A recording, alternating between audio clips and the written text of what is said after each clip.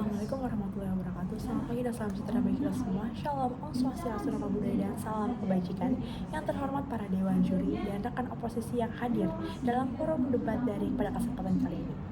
Perkenalkan, nama saya Saraya Syifa Salsabila dari SMA Negeri 106 Jakarta yang akan menyampaikan mosi dengan judul "Di Daerah Rawan Bencana, Dewan ini percaya bahwa negara seharusnya memprioritaskan mitigasi bencana dibandingkan dengan relokasi."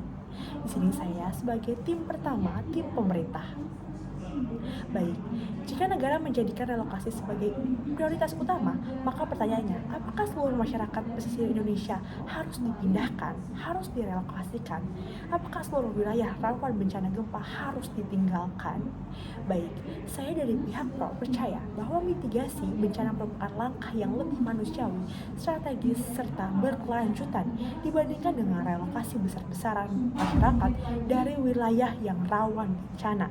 Karena perlu kita ketahui bahwa Indonesia merupakan wilayah yang berada di wilayah cincin api Pasifik atau Ring of Fire, sehingga rentan terjadi gempa bumi atau bencana alam lainnya, baik di wilayah Sumatera, Jawa, Sulawesi, Maluku, hingga Papua.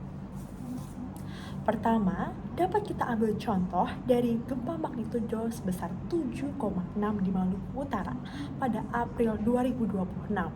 Dalam berita yang dirilis oleh BMKG, pemerintah langsung memperkuat tim peringatan dini tsunami, pemetaan wilayah terdampak, hingga edukasi terhadap masyarakat mengenai gempa susulan.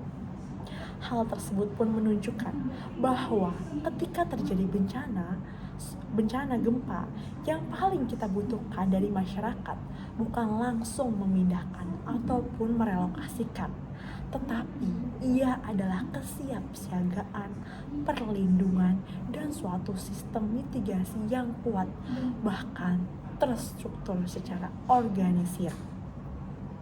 Mitigasi memang mampu menyelamatkan lebih banyak nyawa tanpa harus menghilangkan kehidupan masyarakat. Dalam kasus gempa bumi Maluku Utara yang terjadi pada April 2026, pemerintah dengan cepat menyampaikan evakuasi lebih awal, sehingga masyarakat pun juga sudah melakukan evakuasi lebih awal. Hal tersebut artinya teknologi seperti peringatan dini, jalur evakuasi, bangunan lahan gempa, dan edukasi terhadap masyarakat mengenai kebencanaan terbukti dapat mengurangi korban jiwa yang terjadi pada gempa di Maluku Utara April 2026. Kedua, terdapat relokasi sering yang menimbulkan masalah sosial dan ekonomi yang baru. Masih banyak masyarakat yang menggantungkan kehidupannya pada lokasi tempat tinggal mereka, seperti nelayan yang hidup di pesisir pantai, petani yang hidup dekat dengan lahannya, dan para pedagang yang hidup dekat dengan lingkungan sosialnya. Ketika masyarakat tersebut direlokasi ataupun dipindahkan, mereka kehilangan pekerjaan, identitas budaya, bahkan hubungan sosial yang telah mereka bangun bertahun-tahun lamanya. Tidak sedikit dari warga yang akhirnya kembali ke daerah asalnya karena tempat relokasi mereka tidak sesuai dan tidak mendukung dengan kehidupan asli mereka. Yang ketiga, negara memiliki tanggung jawab melindungi rakyat, bukan hanya sekedar memindahkan ataupun merelokasikan masyarakatnya. Relokasi memang dapat dilakukan pada wilayah yang benar-benar tidak layak untuk dihuni. Namun relokasi seharusnya menjadi pilihan terakhir, bukan prioritas utama. Oleh karena itu, kami dari pihak PRO dengan tegas menyatakan bahwa negara seharusnya memprioritaskan mitigasi bencana dibandingkan dengan relokasi.